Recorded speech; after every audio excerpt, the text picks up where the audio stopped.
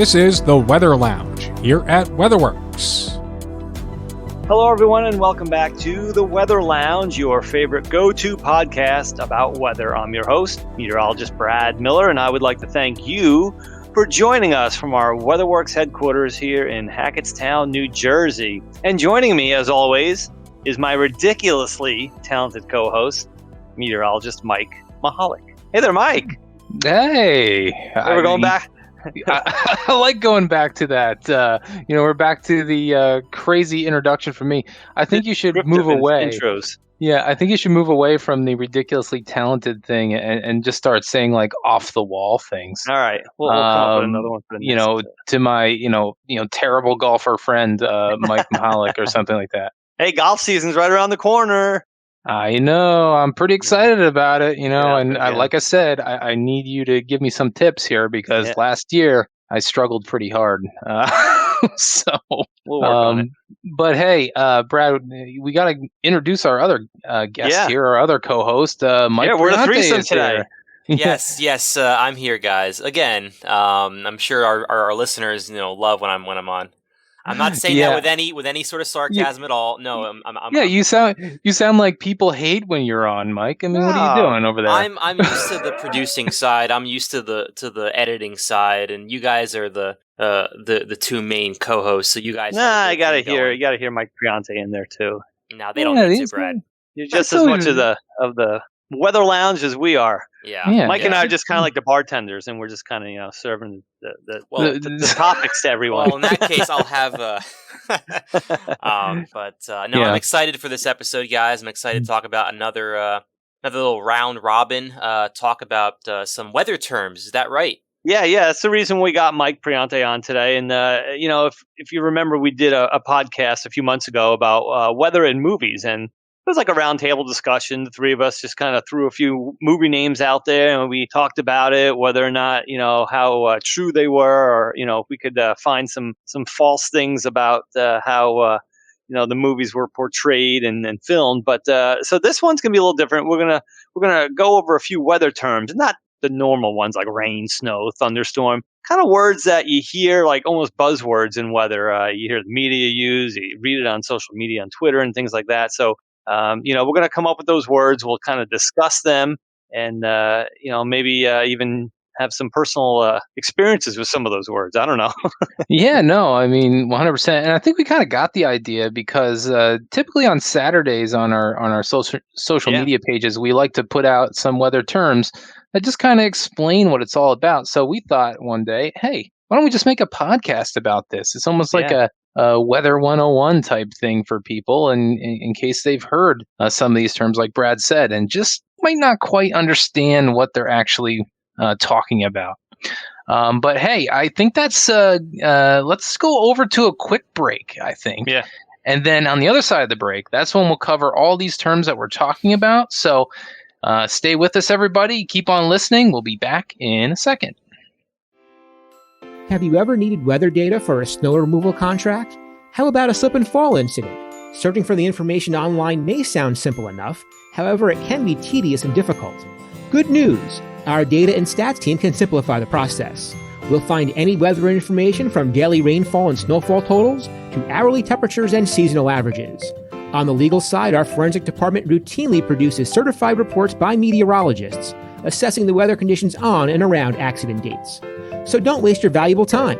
Give WeatherWorks a call today at 908-850-8600 or email us at data@weatherworksinc.com. Remember, when you think weather, think WeatherWorks. And welcome back to the Weather Lounge podcast. I'm meteorologist Mike Mahalik, and with me today, of course, is meteorologist Brad Miller. Also, meteorologist Mike Priante is with us today. How you doing, Mike? Hey, we're back, and I'm ready to talk about some weather terms. Yeah, and I do think one of the terms I think we should just go right into. No, don't do it, Mike. Don't do it. I have to, because the media talks about it all the time, and that is polar vortex.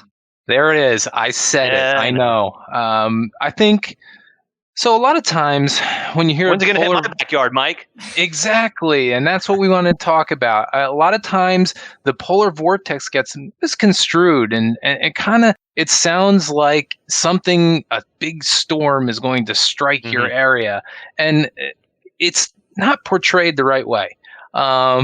So basically, what the polar vortex is, it's nothing new, for one. I mean, I think it's been around, or at least been discovered since the 1950s. So It's not like this is a new term in the meteorological community. But basically, it's just a large area of low pressure that circulates around the Earth's poles. And basically what happens is it traps a lot of the cold air around the poles. And typically that's how it works. Typically it keeps the cold air there, and it never kind of sinks down into the United States or into Europe or something like that. However, there are times when this polar vortex gets disturbed and a big ridge of high pressure or something pushes into it, or an anomalous storm develops and kind of throws it out of whack. So then this polar vortex breaks into lobes, and these pieces of the vortex can sink into parts of North America at times, or parts of Europe, or parts of Siberia, or whatever it might be. And that brings a lot of cold air into the region. So it's not that something is going to impact you directly like a blizzard would.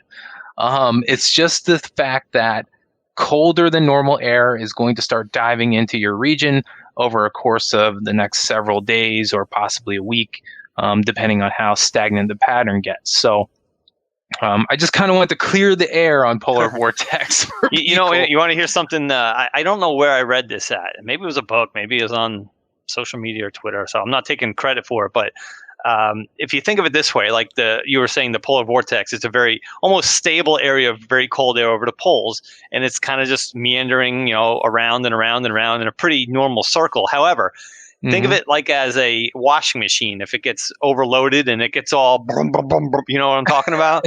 Yeah, I know exactly what you're talking about. It's all out of sorts, and you think it's not on its axis almost. It's almost like getting pushed off and back and back. It's like a big, it's wobbling everywhere. And that's kind of what happens what Mike was just talking about. It wobbles one way or the other, pieces break off, and then they kind of travel around the globe. So think of it that way, I guess. I kind of like that analogy. It's almost as good as that Oreo cookie analogy I used for the. I love that analogy, Mike. I really did. Precipitation types. Yeah. Yeah. I think that I just wanted to clear that air, because I wanted to make sure that people aren't, thinking like, "Oh my God, the polar vortex is coming in. What are we gonna do?" A good example was just this past February. I mean, it was the whole the first kind of almost the first half of the winter in the Northeast was relatively mild. We had one pretty good storm in December, but then a piece of the polar vortex broke off basically, and headed down into eastern United States, and really it centered itself over the plains. That's what really caused the unfortunate cold snap in parts of Texas, where they were just cold to the unfortunately it killed a lot of people. It's but that's kind of the idea what happened with that. Yeah, I mean, that was kind of a result of it being cold, and also seeing winter storms, and also seeing ice storms, and bringing down power lines and stuff like that. So it wasn't a direct result of the polar vortex. It was kind of more of a result of it being cold and stormy, which created those power outages with the ice on the power lines and things like that. But speaking of ice, and something that's quite interesting, Mike Priante there, I know you're thinking about freezing fog, right? How did you know? Did you read my mind? Are you there? Well, I don't know. Let's just say we might have a list in front of us that we're going to talk about. Don't tell them the secrets now. See, now I ruined the whole thing. You ruined everything. We got to. All right, time to leave, guys. Thanks for listening to the Weather Lounge. But no, our next topic obviously is freezing fog, as Mike mentioned. Freezing frog. Yeah, freezing frog. I must have a frog in my throat, I guess. I don't know. Make sure you get that frog protection too. Remember that commercial? Man. See, this is why I shouldn't be on the podcast. This is the exact reason why I get these like Okay. slip-ups. But anyway, Okay, redo. Freezing fog. So, a lot of this happens. It's basically the same thing as regular fog. You get kind of those very tiny water droplets. The air is obviously below freezing. For this to occur, and you get colder surfaces basically that when the water droplets and they're super cooled, so they're in the air. They're not ice crystals yet. They're actually still liquid. Once they hit surfaces like a railing or a tree, they hit the surface and then they instantly turn to ice. It's sort of the same idea as like freezing rain, where you have rain falling. It's not frozen, but the air is below freezing, or the surface is below freezing, and it freezes on contact. The same idea, just a different process, and it can be quite dangerous. I know it's something that people don't really think about in the winter when it's a little foggy out there, but your thermometer reached 27 degrees. It could be dangerous, especially if you had rain previously, or if the ground, or I should say, if it's some thick fog, if it's very dense, that could definitely cause some issues.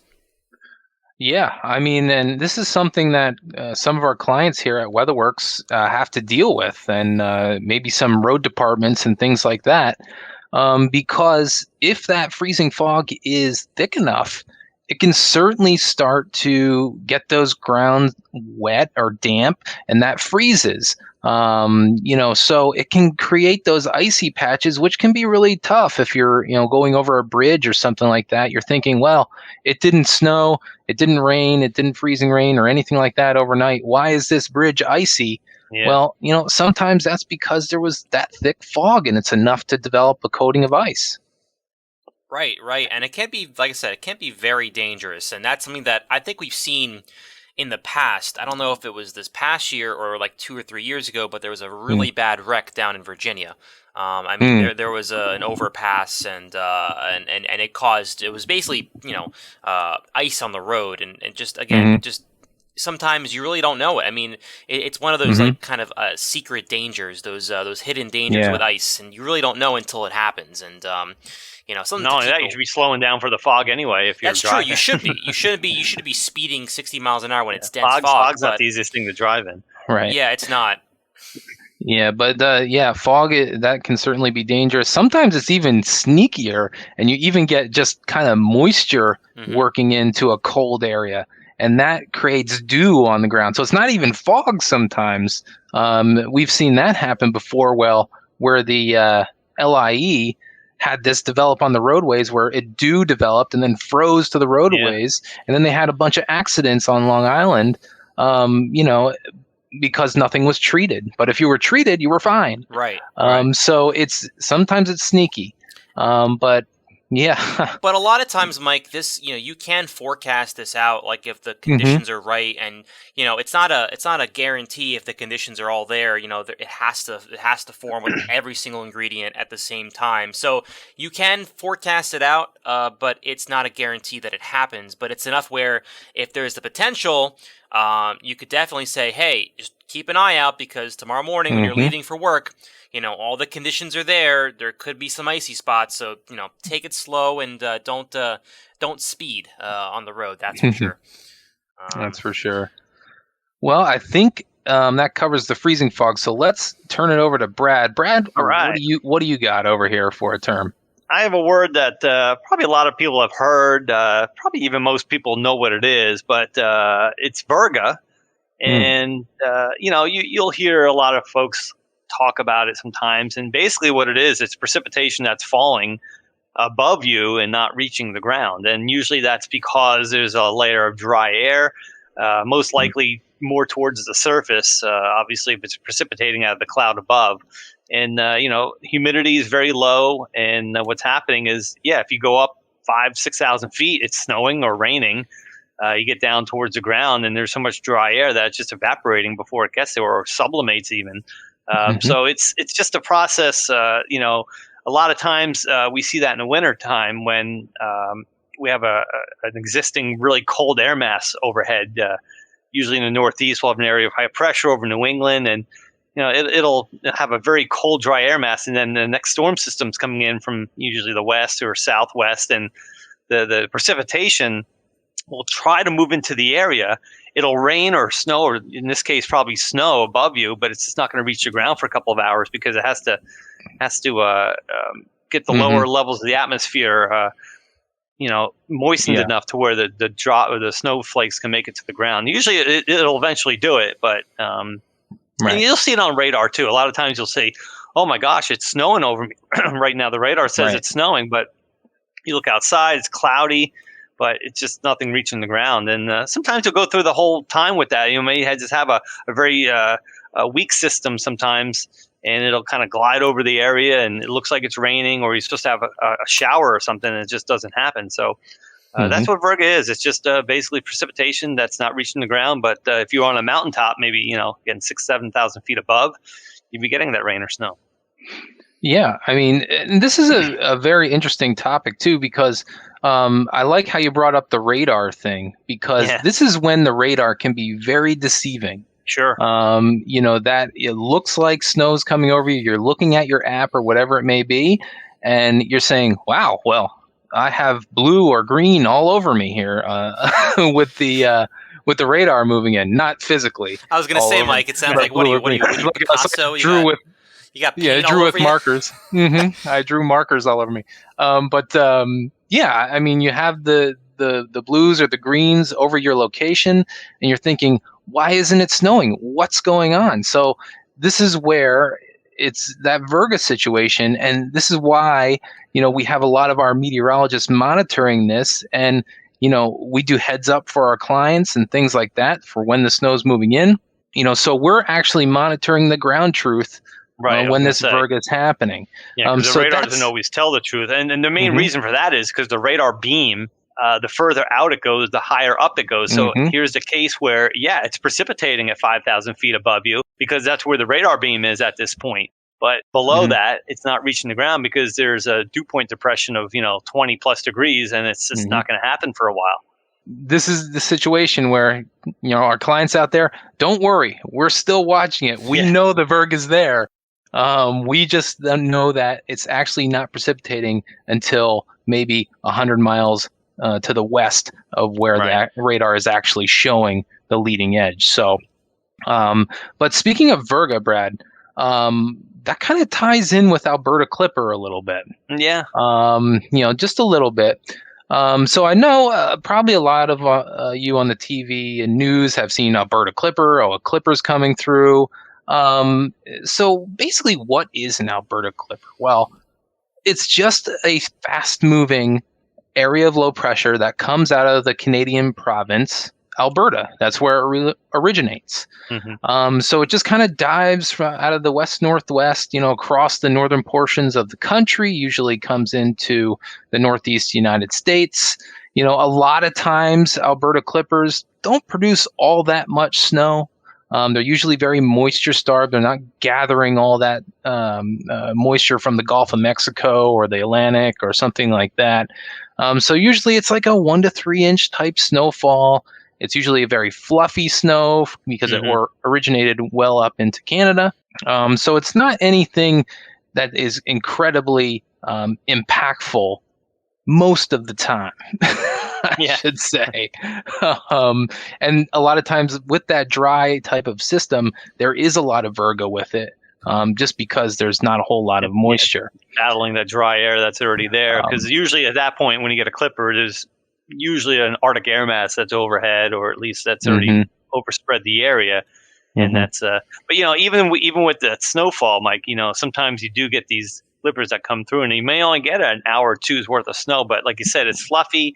The ratio, the snow ratio is very high. So, it may only take a couple hundredths of precipitation or of, liquid precipitation to get an inch of snow. And, get an inch of snow at 20 degrees, that's going to cause some issues, especially if it comes in at like 4 or 5 in the morning. It could be I think there was something like that happened in Washington, wasn't it? I got like an inch of snow only, and created a havoc that one as like an evening snowfall or something like that. I don't know if that was from a clipper or not, though, but. Yeah, you know what? I don't quite remember what it kind of was. It was like a snow shower, but yeah, but I mean, as far as the clipper, there are times when the clipper can be more impactful. And a lot of times when that occurs, it's when it hits the eastern seaboard. There are times when it could develop into what's called a Miller B type system, which it develops into that nor'easter right on the coast as it hits those warmer waters, and that we like to call it a baroclinic zone, basically just a tight gradient of air temperatures. And when it hits that, it explodes, and sometimes it's slowed down by a blocking high pressure over Greenland or something like that.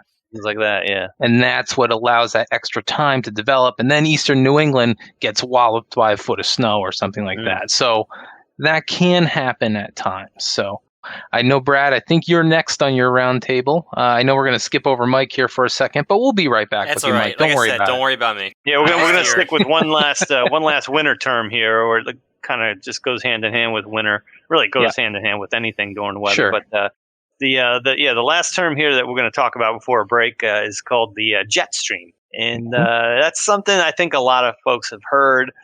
Basically, it's like a river of air. You think of it that way. It just goes around the globe. It's way up in the air. We're probably talking 35 to 40,000 feet, sometimes even higher. Just depends upon what's going on synoptically with the weather. But think of it this way: you put a stick in the stream along when you were a kid, and you watch that little stream kind of go on by, or you watch that little stick and see how far it can make it down the street without hitting something. But it basically is following the flow, and that's what the jet stream is. It's a flow of air around the globe. There's one for the northern hemisphere and there's one for the southern hemisphere, and that's what the weather systems just kind of follow. From west to east usually, and it's just kind of something that we could learn from a lot. And a lot of times in the winter especially, you actually have a subtropical jet stream and a northern jet. The two kind of need to get together, what we call phasing, when you have a big snowstorm on the east coast and you get a nor'easter. In the summertime, it's more like almost like one jet stream because it's because the air is so it's not as different from north to south as it is in the summertime. But one thing that's kind of neat about the jet stream is airplanes.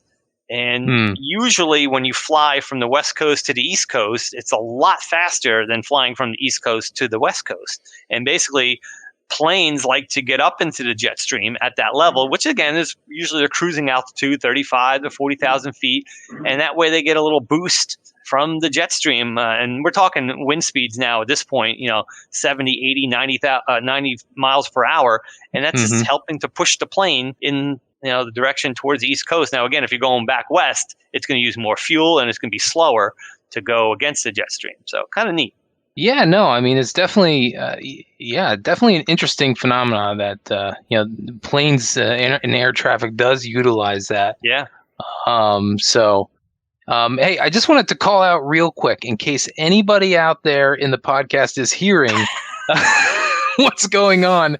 I'm actually in my home office right now, and there's some renovations going on downstairs. So if you do hear some banging around, I'm sorry. It's not me like banging my desk or anything like that to tell Brad to be quiet. No. You know what? We should get that. Maybe we'll do that. Like a gavel or something? A gavel, yeah. After your time is up, sir. Your time is up. Bang. I like it. We could. Yeah. All right. Brad's been going too long. Hit the gavel, and we're all good. Gavel. Oh man. But Mike, let's shift gears here a little bit. Let's head out of winter. Wait a minute, though. Did I forget one thing? I think I forgot grapple. Oh, that's a good one. Yeah, because then we're going to go to break anyway for real quick. So you can go downstairs and check on those banging sounds anyway. No, I forgot about grapple. That was our last winter term that we wanted to talk about. And, so I don't know if anybody... You like grapple something? Yeah, like... What are you talking about? No, it's grapple. Oh, grapple. Graupel. Oh, come on, Brad. If you're in Eastern Pennsylvania, it's not scrapple or anything like that. I love Scrapple. I'm from New Jersey, and I love Scrapple. I was going to say, that's a Northeast thing, yeah. That's a Northeast thing. That's a New Jersey, Pennsylvania thing, yeah. Yeah. So grapple is different. So here's a lot of people like to call them like Dippin' Dots or something like that when they fall from the sky, because that's kind of what they look like. I also love Dippin' Dots too. Another one. Put some Dippin' Dots on your Scrapple. Yeah, that's it. We're getting way out of line here, but okay. So let's talk about grapple a little bit. So basically, what grapple looks like is like we're talking about, like the Dippin' Dots, or it looks almost like styrofoam balls, but what they are snowflakes that have fallen through an area of super cooled water in the atmosphere. So these snowflakes get rimed with a little bit of this water and ice. So they come down, they look like these little, it's almost like sleet, but a little bit bigger, but they kind of are soft. So you can kind of crush them in your fingers or something like that when they fall. And I have a good picture of that. We had one last March, I believe, when a snow shower came through. There's a lot of grapple with it, and I picked it up, and it just looked like a whole bunch of little styrofoam balls in my hand. But they are quite interesting. A lot of people, when they do see this fall, they're like, well, what is this? Is this snow? Is this sleet? Sometimes they mix it up for hail, though, too. But hail's a summertime thing. You don't typically get hail in the winter. Yeah, but this is a phenomenon that happens mostly in the winter. And it's just quite interesting when it does fall down. It's certainly something that's not a normal occurrence with wintertime precipitation. So now let's switch gears and go to Mike over there with some summer terms or spring terms. Do you want to take a quick break, Mike, or are we okay to continue? We could take a quick break. Let's do that. Just a very quick break, guys. Yeah, I got some Scrapple in the oven anyway. So. You got some Scrapple. I got some eggs. We'll make a whole breakfast thing here. So, okay, guys, we'll take a quick break, and after that, we'll get into some of the summer terms that we want to talk about here on the Weather Lounge. So stay with us.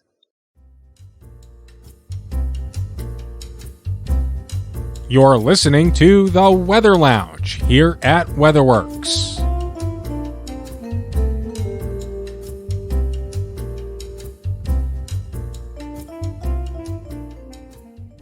And welcome back from that quick break. I'm meteorologist Mike Prianti. You're here on the Weather Lounge, joined with Mike Mahalik and Brad Miller. Guys, we are continuing our quest on the weather terms.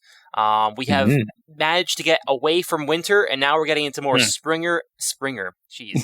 See, this is why you shouldn't bring me on the podcast. Yeah, we're starting from the last break where we're talking about Scrapple and everything in the last segment of our podcast, and now we're talking about Jerry Springer over here. Oh man, he's not a weather term, but I never watched Jerry Springer. Did you guys watch? I didn't watch it. I didn't watch it like religiously, but if it was on, I'd watch it. You know what? I did a little bit when I was probably when I was like a senior in high school. So this goes a long time back. But I remember watching it a few times. Some of it was quite interesting, but obviously a lot of it was getting pretty staged. Towards the end of that show, that's for sure. Of course. But anyway, what I was trying to say was we're going from winter to spring and more summer-like weather terms. And I'll start off here, guys, with something that you've probably heard of before. It's derecho, which is an interesting weather phenomenon that happens. And really, it's just a complex of thunderstorms that are long-lasting. And they get this name after hitting a couple of criteria. So basically, they're pretty strong thunderstorms from what we call a mesoscale convective system. And like I said, they're organized thunderstorms, usually in a line or some sort of segment that goes through. And they can produce some pretty powerful straight-line winds. And it causes a lot of damage. Actually, just recently, this past year, if you've heard about it, and if you live out in the Midwest, I'm sure you know about it. There was a big derecho that went from Nebraska all the way through Iowa. It brought 100+ mile-an-hour winds. Went through Illinois and Indiana. That was a pretty strong derecho, and it caused a lot of damage. And that's kind of the one key thing with these systems. They cause a string of damage for hundreds of miles. Typically, the definition from the National Weather Service is 250 miles of winds greater than 60 miles per hour. And that is what is classified as a derecho. Yeah, and it's over that whole entire swath of 250 miles that this wind field extends. So it's all one system coming across. And it's quite interesting when you see these on radar. because they develop into this like bowing kind of segment of thunderstorms that looks quite interesting. It looks like somebody's got a bow and arrow shooting across the country. But that's a telltale sign that this is developing into a well-organized system, and that some really strong winds are right behind that. And one thing too, another little tidbit here is that derecho is actually a Spanish word, which means like straight, like a direction. So if you think about it, derechos or these big storms cause straight line winds.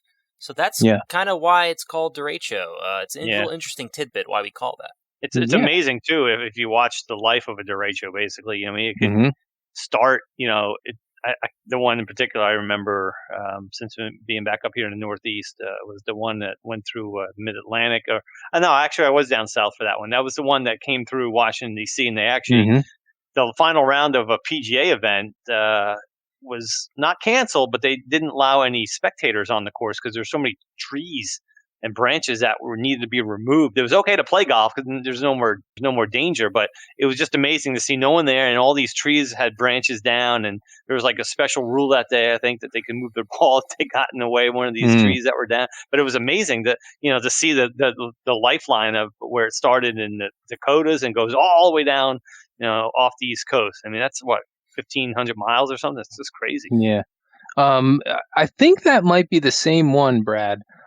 If you look it up on YouTube, it's if you look up Phillies, because there was during a baseball game when I came through. If you look up Phillies and like hurricane or something like that, obviously it was not a hurricane; it was the derecho. But it's quite interesting if you want to see how powerful these things can be as they roll through. And just one quick last one. We did have one that rolled through the Northeast, I don't know if you would call it Mid-Atlantic, last year even. Yeah. That started in about Erie, Pennsylvania, and it went all the way across Pennsylvania through Philadelphia and into central South Jersey. So that was also a derecho, and that I think had 70-mile-an-hour winds with it. So yeah, I mean, really destructive systems. Thank goodness they don't occur all the time. It's more of a rare occurrence, that's for sure. And you know what, Mike? That actually takes us to our next weather term, which kind of goes hand in hand with the derecho, and that's shelf cloud versus wall cloud. And it's confusing to a few people, and I've actually been confused by it before, and sometimes mix up the two. But basically, a shelf cloud is the leading edge of a squall line or a derecho, if that's what's going to happen with any kind of severe weather event. But it just goes for miles and miles and miles, and the squall line, of course, can cover hundreds of miles. And again, it's the leading edge. It's basically where winds are coming out of the storm at first, and then the rain follows. And you can usually tell when there's going to be a shelf cloud with the leading edge of the thunderstorms, because you can feel it too.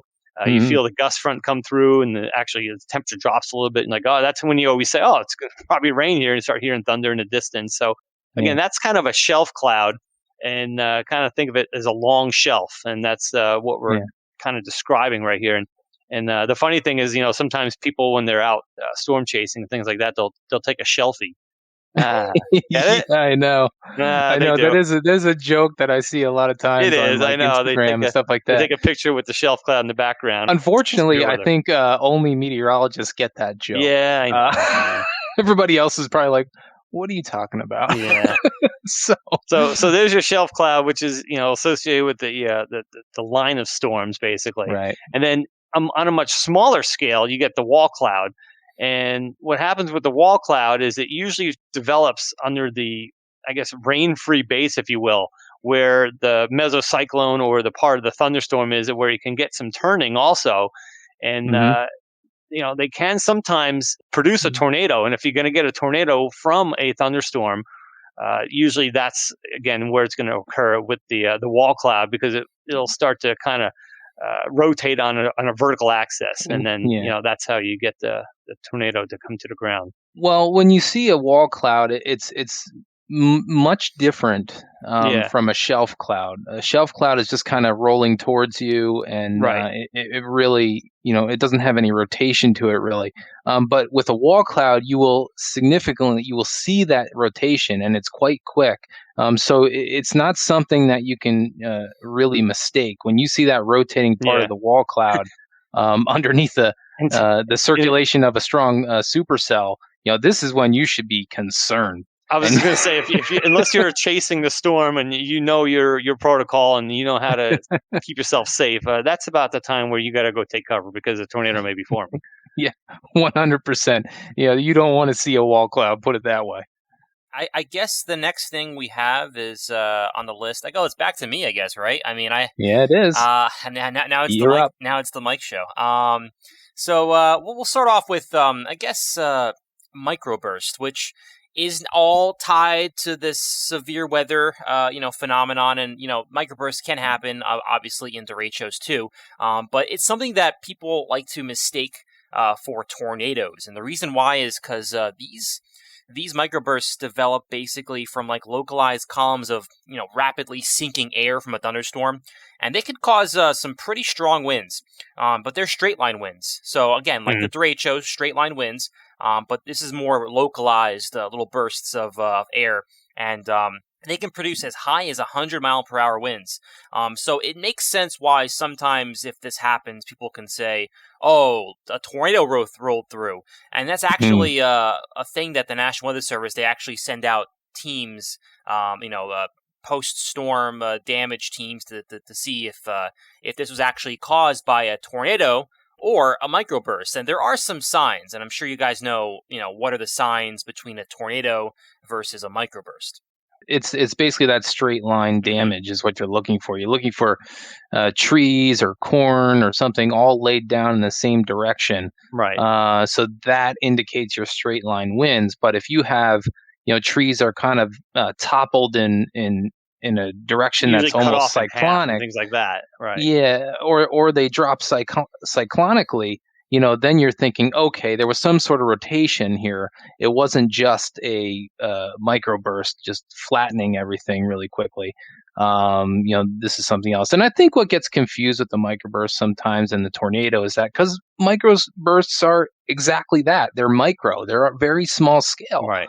It's not like you're going to cover 50, 100 miles or something with a microburst. They're usually very small scale, only, a couple of miles or 10 miles or something like that. That actually get hit by it. So, yeah, quite interesting phenomena. I was going to say, and this is the reason why airplanes and things like that, they won't land or take off during a thunderstorm. And truthfully, the thunderstorm isn't the biggest concern for the airports and things like that. It's the microburst that would cause the problem, because if a plane's trying to take off or land, they're coming down gradually. And if you get this rush of air coming down, and I think that has unfortunately resulted in some airplane disasters because of a microburst. I'm sure that's the last thing a pilot wants when they're trying to touch down nice and softly on the runway to get hit by a 100-mile-an-hour burst of air coming from the air.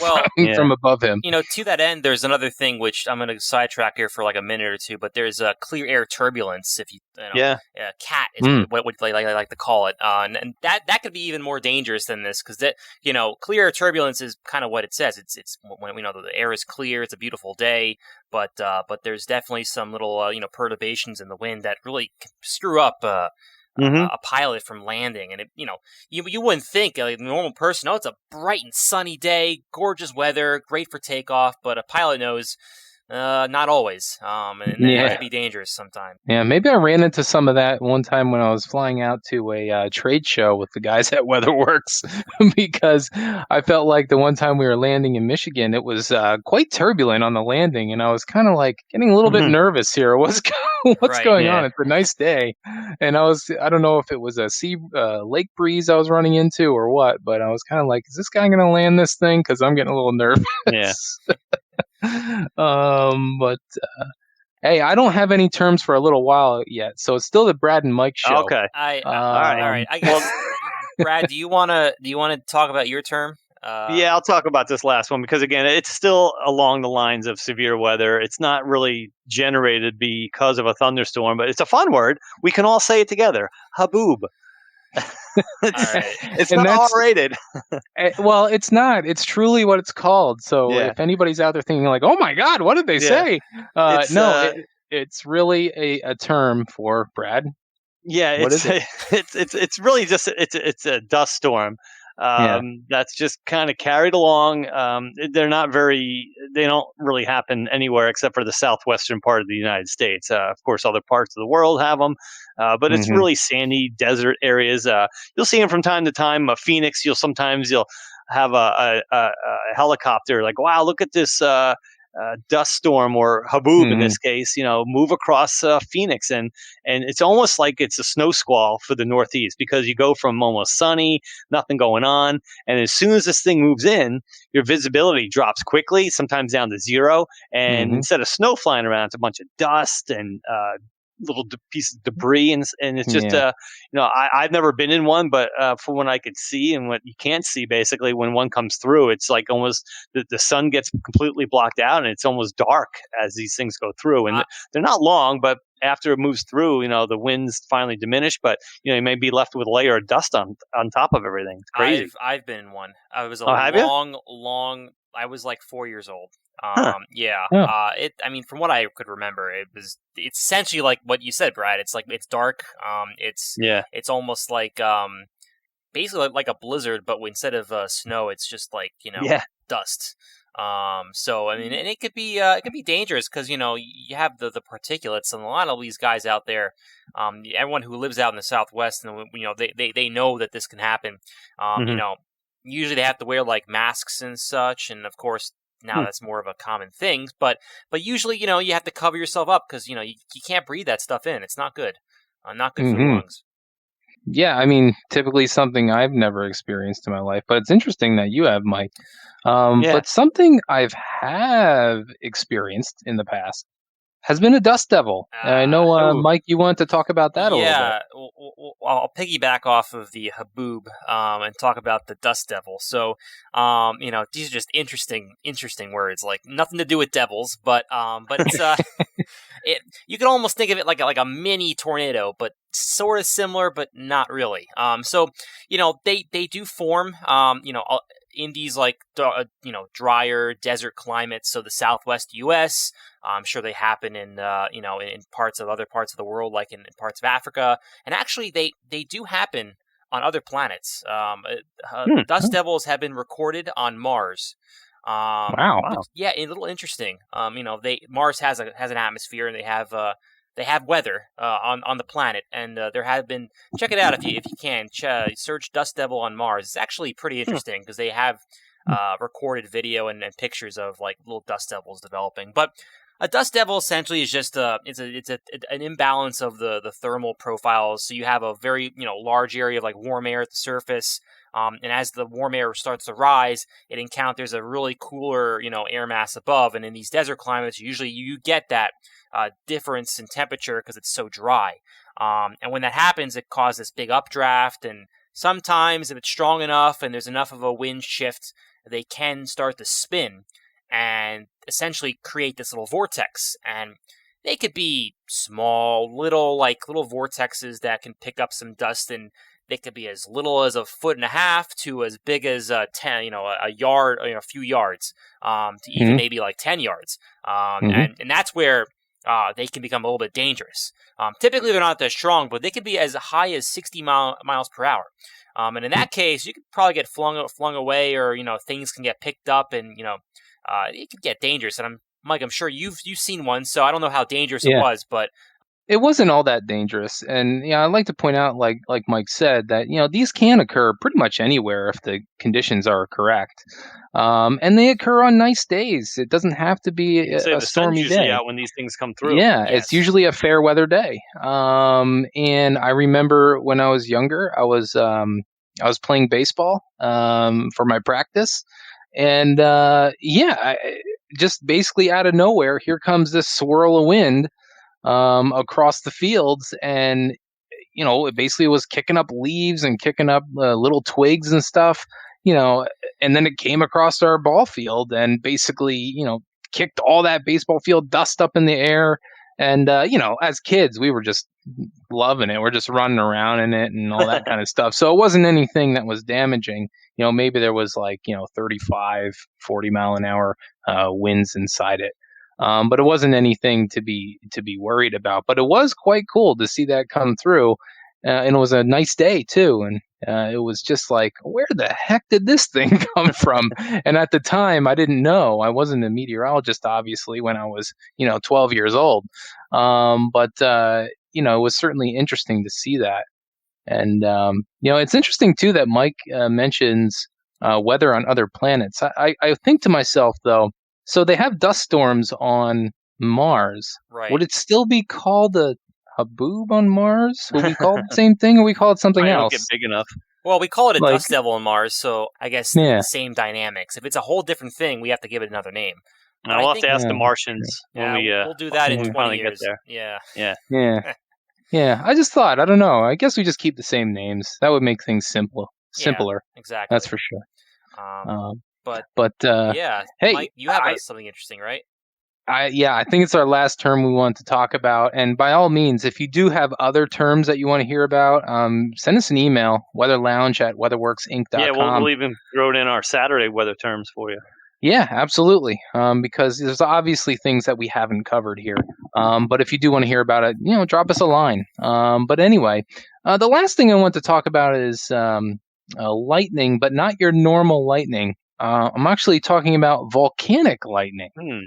Which is quite interesting because we all know how lightning, for those out there, lightning works in a cloud where you get the charge separation based on, hail kind of and water droplets separating charge within a cloud. And that's how you get your lightning strikes. But the same thing happens when you have volcanic eruptions. If the volcanic eruption is powerful enough, it's going to force a large plume of dust and smoke into the atmosphere vertically very fast. So you're getting basically dust particles and little rocks and things that from the explosion that are kind of going past each other, separating those charges much like hail would in a regular cloud. And then you get lightning out of this eruption plume, which I imagine if you were seeing this happen, you're probably like, oh my, there's lightning with this thing too. What else we got? We got lava, we got ash, we got, earthquakes, and now there's lightning. Is there anything else? This is really bad. So it's quite interesting. And a lot of times, I think Mike brought this up. You can even get pyrocumulus developing, which is basically cumulus clouds forming from that hot rising air from the eruption, or even from forest fires and things like that. Yeah, and with forest fires too, if you think about it, essentially they create, more thunderstorms, and they can create these pyrocumulus clouds, which can actually produce, well, number one, rainfall, which could help put out the fires, but on the other side, lightning, which could start more fires. So essentially, wildfires can start more fires by creating, these thunderstorms. So it could be a dangerous cycle, and it's happened before. But on the other side, it can create, rain and put out fires too. So yeah. Well, I'm sure a lot of people out in California know from, I think it was 2020 when they had a lot of fire danger going on out there. So, they know how destructive the forest fire can be. And, speaking of, dust devils and things like that, we didn't talk about this, but even in a forest fire or a wildfire like that, you can get fire nados. Fire nado, yeah. Which is crazy to think of. Yes, it's like a dust devil or possibly like a tornado. I don't know exactly if it's more on the dust devil side or more on an actual tornado side. I think it's more dust devil because of the thermal generation. It's driven by, like what Mike was saying, Briante was saying about the cooler pockets versus the hot air rising with the fire and everything. Yeah. Yeah. So, talking about a spinning column of fire that's lighting other things on fire. That's pretty insane. And those can be very dangerous too. So, Let's not see any of those anytime soon. Tough to forecast too. Yeah, and tough to fight too as a fireman. Yeah. But I think that about wraps it up, guys. Thanks, everybody, for listening out there on the Weather Lounge podcast. And please remember, we'll have a new episode every 2 weeks. So please listen to those. Listen to our past episodes, too. A lot of interesting stuff, like Brad talked about earlier, the weather in movies, or the folklore debunking podcast that we had was quite interesting, too. So and a lot of guests on, too, before, too. Yeah. A lot of guests from the snow and ice industry have been on. So please listen to our podcast. Check them out. As always, check us out on social media. And always WeatherWorksInc.com to find out more about our company, and drop us a line via an email. WeatherLounge@WeatherWorksInc.com is the place to do that. Give us any suggestions. Let us know how we're doing. We'll be glad to hear from you. So come listen again. Thanks for joining.